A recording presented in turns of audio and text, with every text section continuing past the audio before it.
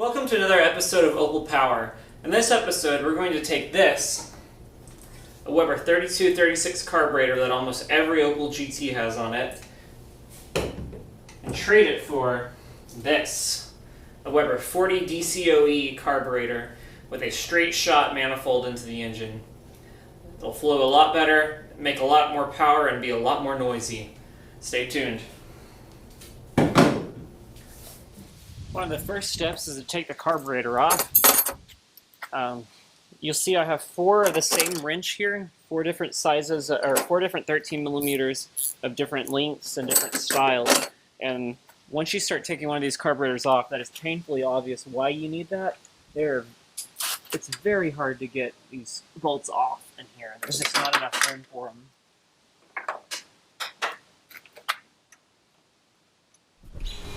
One of the first things you need to make as an Opel owner, if you have the Weber downdraft, is a 13 millimeter wrench like this with the sides shaved down, welded at 90 degrees, and with the box end shaved down, because that's pretty much the only way to get this bolt down here on the nearest the valve cover, nearest the front of the engine.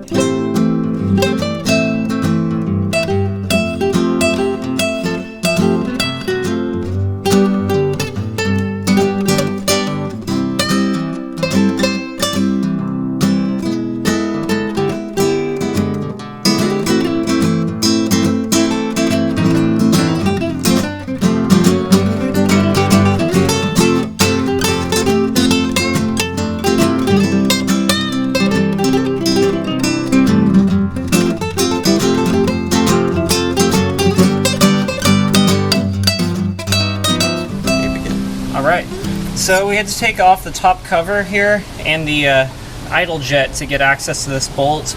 Unfortunately, instead of the nut coming off like it's supposed to, the stud's coming out. So, but doing this gave me a terrific way to get this bolt over here that's so difficult to get out. If you go ahead and take off your top cover and this idle jet, you can get in here with a socket wrench and just start turning it off, which is incredibly helpful. Now I gotta pull this stud all the way out since it's being rude.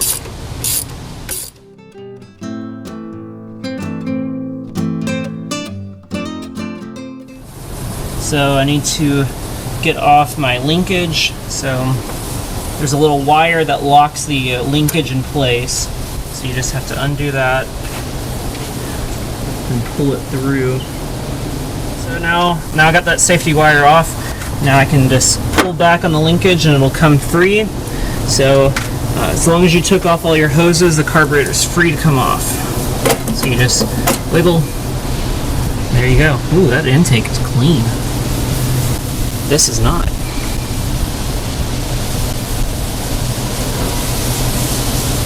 A special wrench to get to these center bolts on the manifold. I just ground down the end of a box, and on the open end it's also ground down nice and shallow. This will definitely be needed when we start putting the other intake manifold on.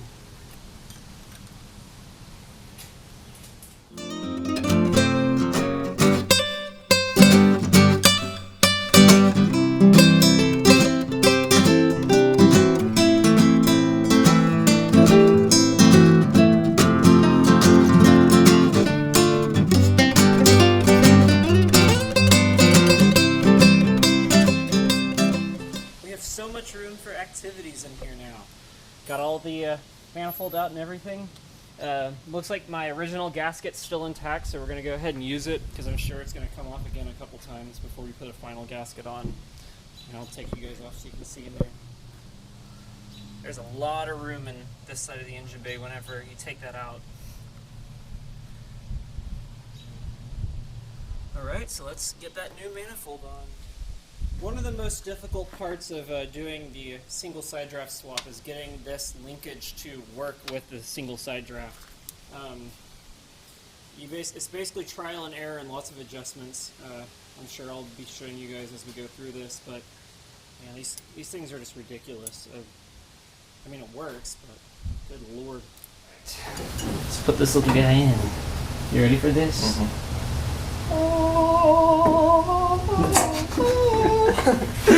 Oh man, it's so shiny, so gold. All right, I'll hold you. Bolt. Yeah. Where's all my bolty tools? Oh, the tools? I gotta go get tools. They're on the ground in front of the car. The camera's in the way. We're gonna leave that part in. Fast forward, play intermission music.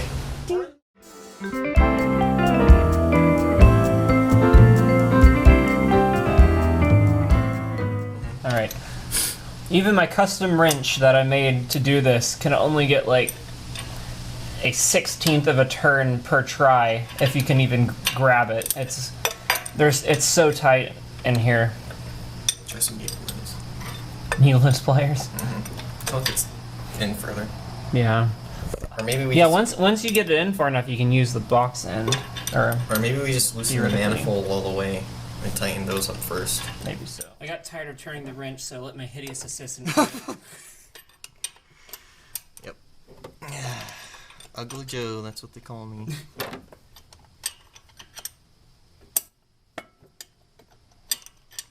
$35. We got the torque wrench set. Click. Oh yeah, that one was easy to turn. Click.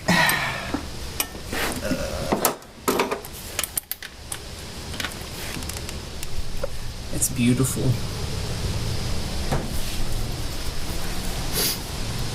Alright, we're going for the first test fire. We don't have the linkage hooked up, but we're going to give it a try. We haven't turned the throttle at all or anything, so we'll see how it goes. Yep.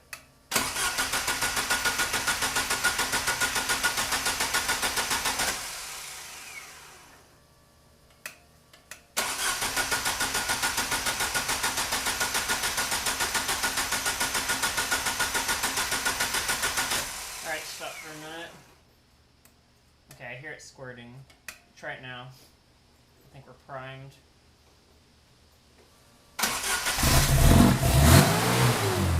We're good.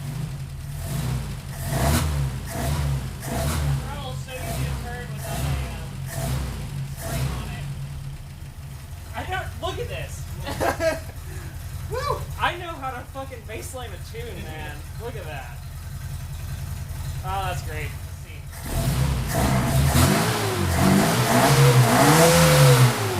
Oh, she's alive.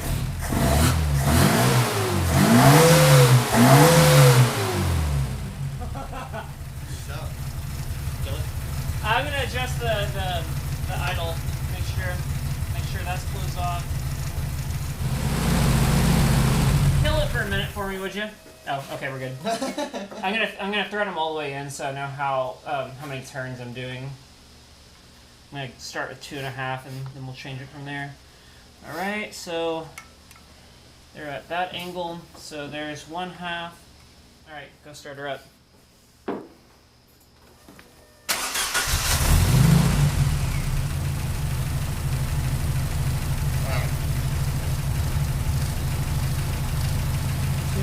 That's a little bit better. 3. 3.5. That's not getting better than 2.5.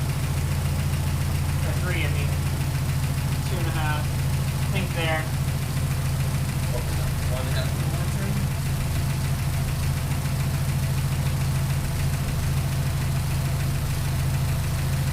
Think right there.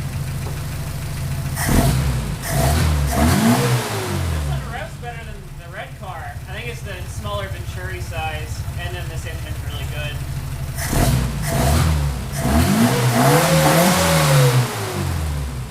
That's with no vacuum advance yet.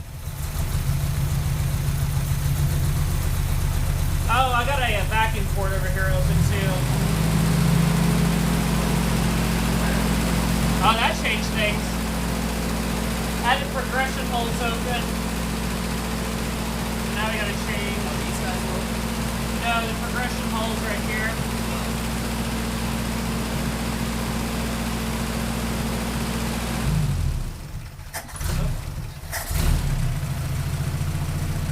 It's hard to do this without a spring is the problem. Okay. Right about there. Goodbye. It's gonna change, so we'll just leave it right there. That's good. Alright, let's see if we got any fuel coming out of here or anything. Looks like we're good. Alright, so we have to pull the engine over because these air horns will not go in without pulling it. So here we go. So we loosen the motor mounts and got it. Woohoo! That's crazy.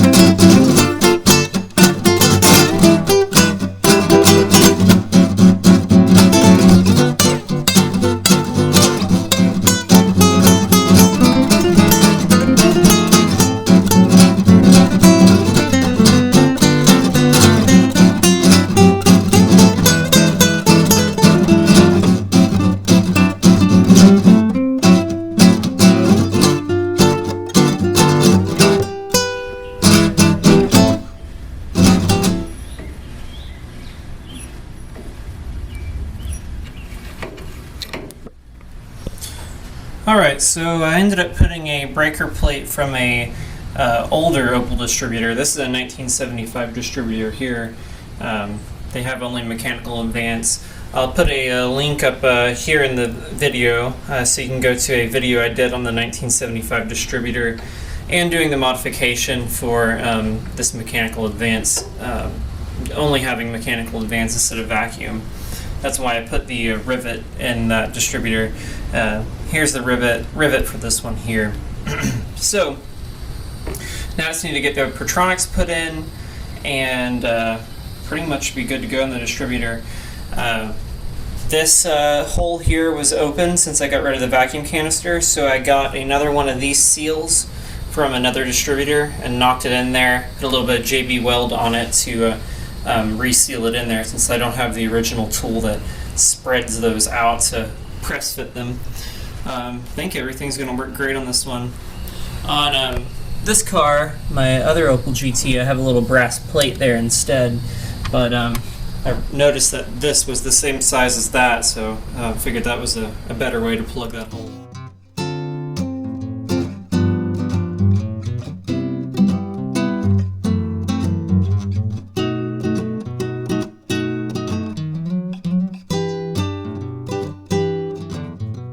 Alright, so I'm going to catch you up on what you missed. So, how to make a bracket for the throttle cable here. Instead of using a linkage, we decided to go with a cable. And so I just took a 90-degree angle piece of steel here and bent it to the angle that I wanted it at and bolted it on two places pretty close to above the throttle pedal inside the car. You can get two nuts on there fairly easily. Well, I won't say easily, but you can get two nuts on there. It just takes a little bit of maneuvering. So here's the this is the original linkage right here. and added this half moon shape lever on the side of it. And it's a half moon shape so that this cable doesn't bind whenever you pull the throttle up. So here's how that operates. You can do that so many different ways. You could do this mount over here and come this way. There's tons of ways to design this part. Pretty much anything you think of will work on this side. I just went with a simple method right there. So distributor's installed. It's a 1975 distributor. I swapped breaker plates with the 1973 and put a rivet in those breaker plates, and put smaller springs inside of the distributor so the advance will hit a little harder. Should have 25 degrees mechanical, and I have 11 degrees static timing, so that will give me 36 degrees total. I haven't checked that yet. I might have to dial back a slight bit because there are usually some inconsistencies in these distributors.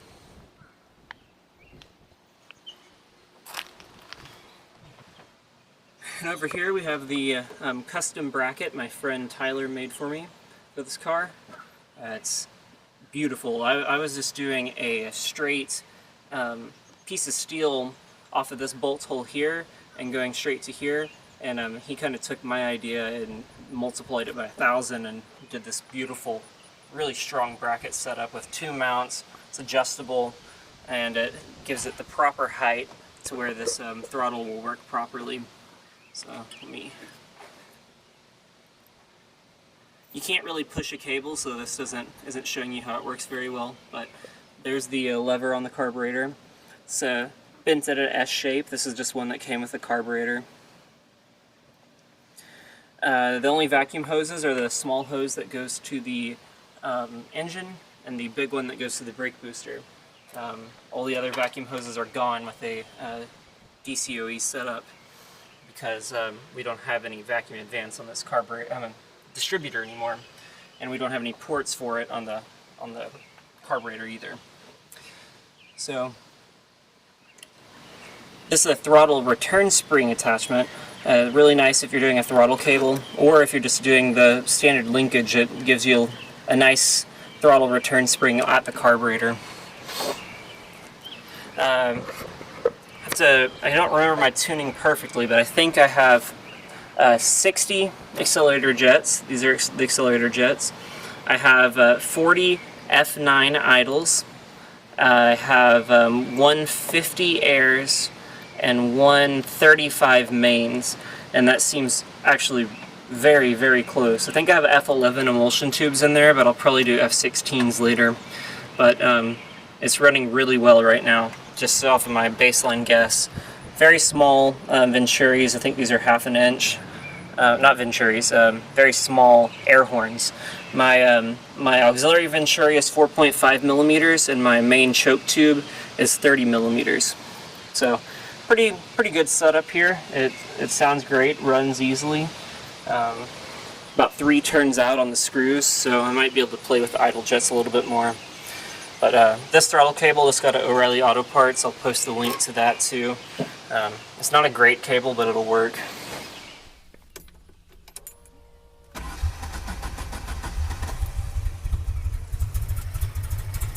Flooded it, so it's not looking good.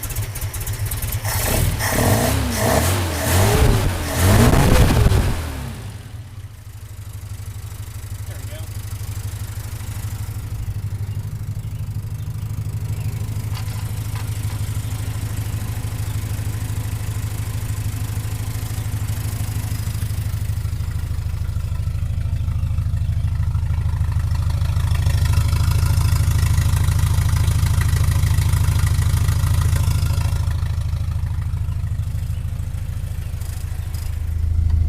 So right now the RPMs are at 900. That's because I should have the choke on. Oh yeah, I wired in a choke down here too, a mechanical choke. So I just pull this, and it richens up the mixture a little bit, and I can press it back and it goes back to normal. Alright, also have an air-fuel ratio gauge here. It's not connected to the exhaust right now, so that's why this says 14.6.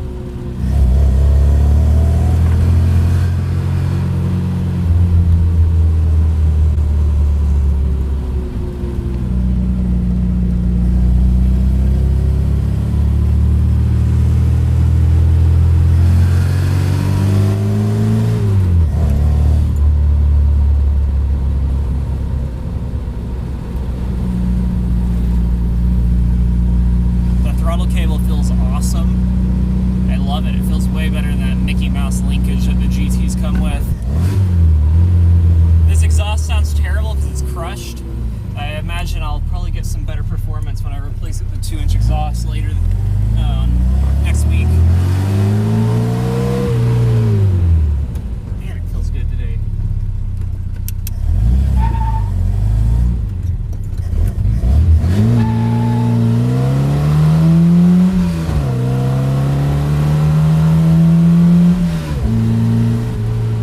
I still need to do some tuning on the top end. It feels like I'm going way too rich up there and losing a lot of power. But on the middle of the power band, like 3,000 RPMs, this thing has got some torque. I figure it'll be vastly improved when I do some tuning.